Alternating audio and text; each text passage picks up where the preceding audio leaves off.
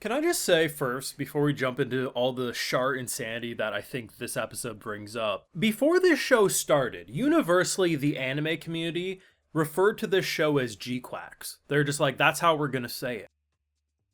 And despite the universal opinion of that's how the fandom was gonna say it, there has still been people week after week who get upset that people call it GQuuuuuuX, and they've referred to it in so many different ways, which makes no sense because in prior episodes they very clearly have said more or less GQuuuuuuX. Like that's how the characters in Japanese more or less say it. And then in this episode, they literally slow it down and say G Quacks. And even the sub. And you know damn well those same people who think they know how to say Japanese shit are still gonna double down that it's not called G Quacks. And I think that's funny. But this episode brings up some thoughts.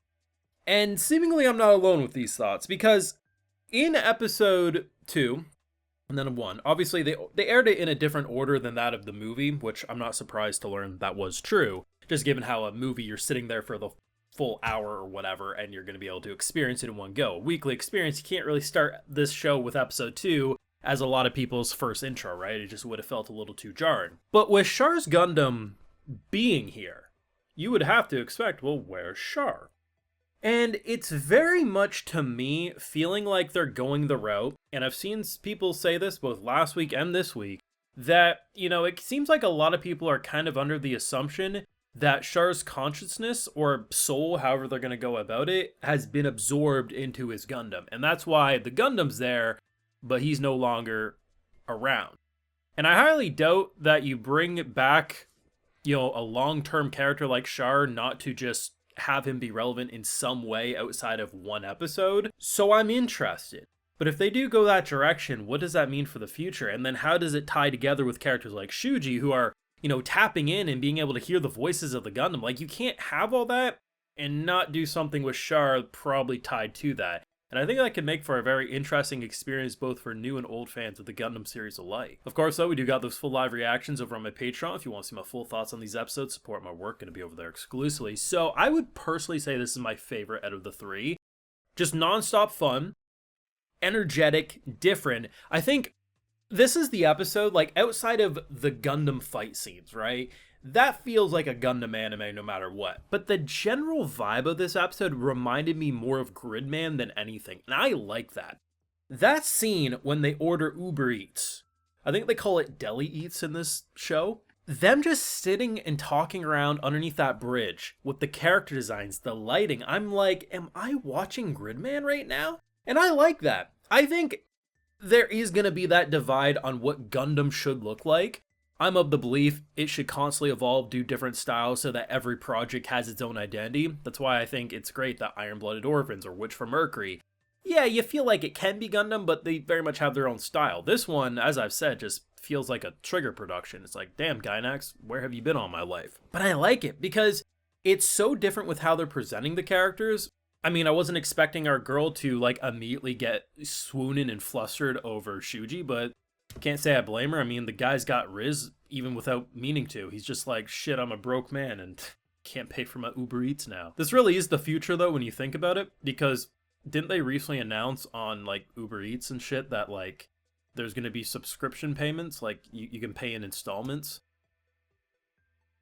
And then this man, yes, he dropped his coin, so he can't pay, but the fact that no matter how far we go in the future, seemingly we're going to get into the situation where people are going into debt because they can't pay for their subscription food service. God help us all. And the whole way, like, it's such an insane jump in logic, but it works so brilliantly. Well, shit, I need you to pay me because I'll get fired if you don't. I need my food because I'm hungry. And she's like, I want to rumble. So we're going to enter in this 2v2. We're going to win the prize money. Everyone's going to be happy.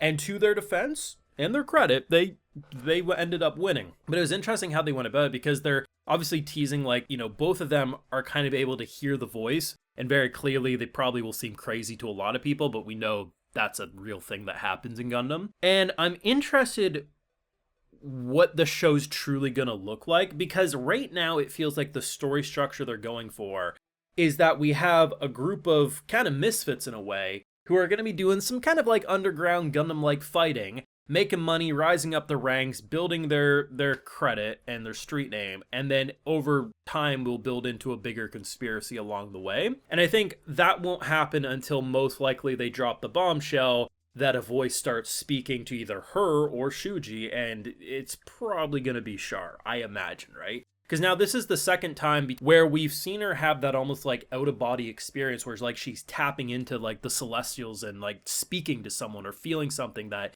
she shouldn't. Like the scene when they launched the grenade, which is a stun grenade, and it's very cool because it shoots in every which direction. So no matter where you are, it basically is flashbanging you in 360 degrees, and they shouldn't be able to see it all. And then obviously that kind of out-of-body experience was really well done. The overall episode, like the first like handful of minutes, you could definitely tell the art was a little sloppy in terms of the more midway shots, if not the wider shots. But I think the colorful aesthetic to it kind of makes it feel less ugly than if it was a more gritty, realistic kind of direction for its character designs. But the expressiveness and the vibe and the poppiness, it just makes it feel very different and like it's a different type experience of a Gundam. But when you get into the actual combat scenes, when they're in space and they're fighting, like nothing about it feels modern or like different than what you come to expect from Gundam. So it's kind of nice how it kind of hits that blend of like those who want the gritty, normal looking Gundam fights, you pretty much get that. But those who are okay with more modern aesthetics and color palettes and stuff are also getting that with the general look of the show. The fact that you have so many characters in seemingly like the main crew that would normally be like, I would hate their character designs, like that one girl. Her haircut would like normally piss me off in any other show, but for some reason I like it in this show. And then our main girl, I think I've mentioned it before in the episode 1 if I'm not mistaken, the shade of red for her hair is so different, it's almost neon. Like I love how different it is. It's just such a visually pleasing anime to me.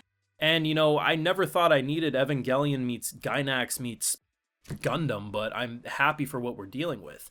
I think given how they've structured it now though, and I think whether you know a lot about Char or very little about Char, the fact that the last time we saw him in terms of episode 2 was what we saw, and then episode 1 is Gundam's Air, maybe they go the route that it's a complete, like he's actually going to physically pop back up and do something different.